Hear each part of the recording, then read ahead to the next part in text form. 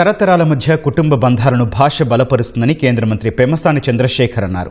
3వ ప్రపంచ తెలుగు మహాసభల్లో పాల్గొన్న ఆయన తెలుగు భాష పరిరక్షణకు అందరూ పాటుపడాలని పిలుపునిచ్చారు. ఆంగ్లం నేర్చుకోవడం తప్పు కాదు, తెలుగు మర్చిపోవడం తప్పేనని కేంద్ర మంత్రి పెమ్మసాని వ్యాఖ్యానించారు.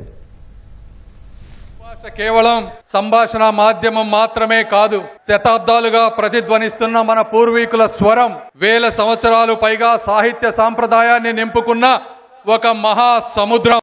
అన్నమాచార్యుల కీర్తనల నుండి శ్రీ విప్లవ కవిత్వం వరకు, మహాభారతం నుండి విశ్వనాథ సత్యనారాయణ ఆధునిక సాహిత్యం వరకు తెలుగు ప్రపంచానికి విజ్ఞానాన్ని, వినోదాన్ని, విప్లవ స్ఫూర్తిని అందించినటువంటి భాష ఈ తెలుగు భాష. భాష చనిపోతే సంస్కృతి చనిపోతుంది, సంస్కృతి చనిపోతే మనకి గుర్తింపు మాయమవుతుంది అని కూడా మీరు అందరూ తెలుసుకోవాలి. ఇంట్లో తెలుగులో మాట్లాడాలి. నేను కూడా అమెరికాలో ఉన్న మా పిల్లలతో ఎప్పుడు తెలుగులోనే మాట్లాడతాం. ఎందుకంటే తల్లిదండ్రులే మొట్టమొదటి గురువులు పిల్లలకని తెలుసుకోవాలి. తెలుగు కథలు, తెలుగు సామెతలు చెప్పాలి, తెలుగు పాటలు వినిపించాలి.